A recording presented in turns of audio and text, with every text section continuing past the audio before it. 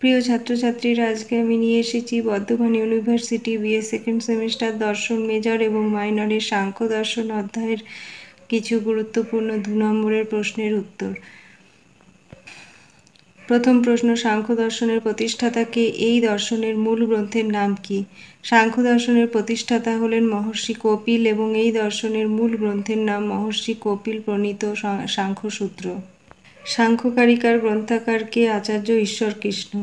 সাংখ্য দর্শন আস্তিক না নাস্তিক দর্শন? সাংখ্য দর্শন হলো আস্তিক দর্শন, কেননা সাংখ্য দর্শনে যদিও ঈশ্বরের অস্তিত্বে বিশ্বাস করা হয় না, কিন্তু বেদের প্রামাণ্যে বিশ্বাস করা হয়। সাংখ্য শব্দের অর্থ কী? অনেকের মতে সাংখ্য কথাটি সাংখ্য শব্দ থেকে এসেছে, কেননা তত্ত্বের সংখ্যা নিরূপণ করে তত্ত্বের যথার্থ জ্ঞান লাভ করা এই দর্শনের লক্ষ্য। অন্য মতে সাংখ্য শব্দের অর্থ সম্যক জ্ঞান এবং সাংখ্য দর্শনে তত্ত্বের সম্যক জ্ঞান লাভ করা যায়। সাংখ্য দর্শনে কটি প্রমাণ স্বীকার করা হয় ও কী কী? সাংখ্য দর্শনে 3টি প্রমাণ স্বীকার করা হয়, যা হলো প্রত্যক্ষ, অনুমান ও শব্দ। সাংখ্য দর্শনে কটি তত্ত্ব স্বীকার করা হয় ও কী কী? সাংখ্য দর্শনে 25টি তত্ত্ব স্বীকার করা হয়, সেগুলি হলো পুরুষ, প্রকৃতি, মহৎ বা বুদ্ধি, অহংকার, একাদশ ইন্দ্রিয়, পঞ্চতন্মাত্র এবং পঞ্চমহাভূত।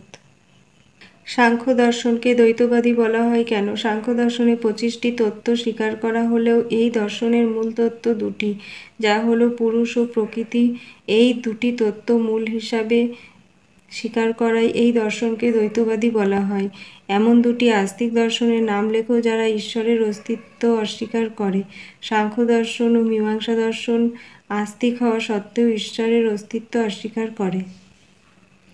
সৎকার্যবাদ কাকে বলে? সাংখ্য দর্শনে স্বীকৃত কার্যকারণ মতবাদ সৎকার্যবাদ নামে পরিচিত। এর মূল কথা হলো উৎপত্তির পূর্বে কার্য নিজের উপাদান কারণে সৎ বা বর্তমান।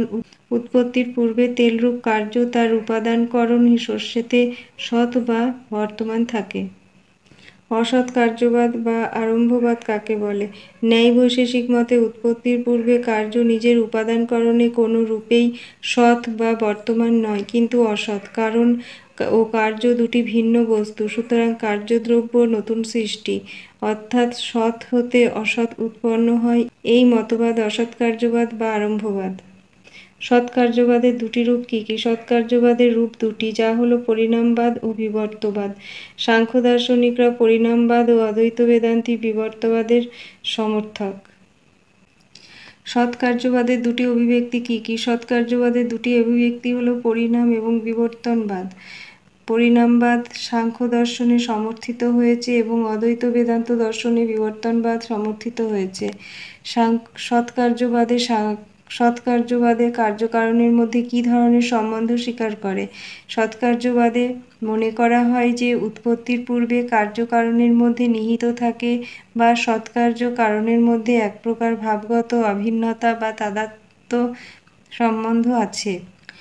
অসৎকার্যবাদের সমর্থক কারা? ন্যায় বৈশেষিক দর্শনে অসৎকার্যবাদ সমর্থন করা হয়েছে। পরিণামবাদ কাকে বলে? সাংখ্য দার্শনিকেরা পরিণামবাদের সমর্থক।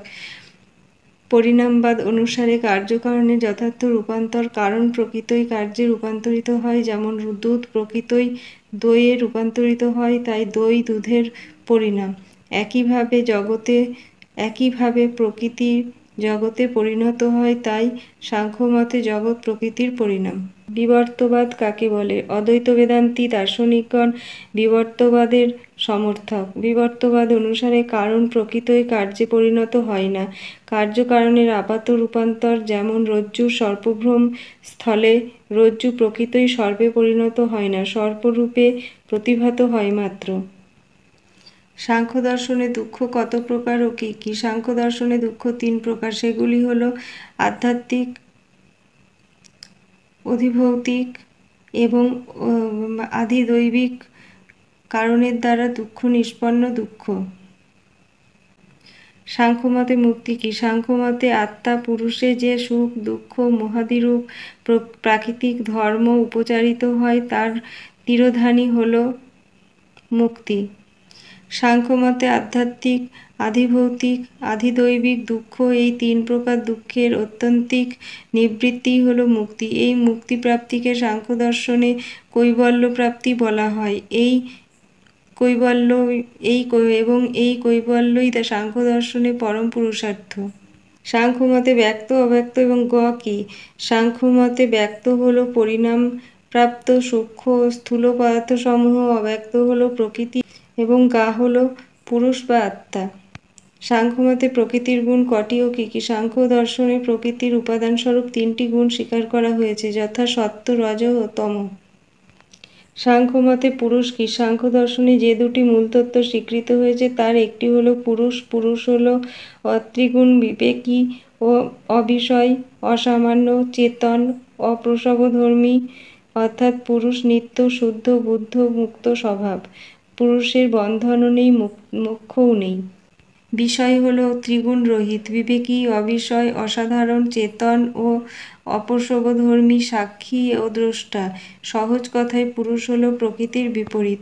সৎকার্যবাদের সমর্থক কারা? ভারতীয় দর্শনে সাংখ্য ও বেদান্ত দর্শনে সৎকার্যবাদ সমর্থিত হয়েছে।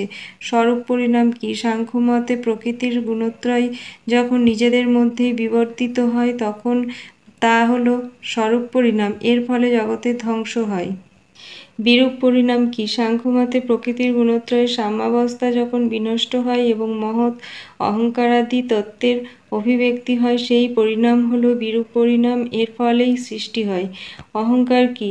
পরিণামবাদী সাংখ্যমতে প্রকৃতির দ্বিতীয় পরিণাম হল অহংকার। অন্তঃকরণের অভিমানাত্মক বৃত্তি হল অহংকার। অহংকার থেকে দুই প্রকার সৃষ্টি হয়, একাদশ ইন্দ্রিয় এবং পঞ্চতন্মাত্র। সাংখ্যমতে তমগুণ বলতে কি বোঝো? তম হল তিনটি গুণের মধ্যে একটি। হিন্দু দর্শনে সাংখ্য দর্শন দ্বারা উদ্ভাবিত দার্শনিক ও মনস্তাত্ত্বিক ধারণা। অন্য দুটি গুণ হল সত্ত্ব এবং রজ।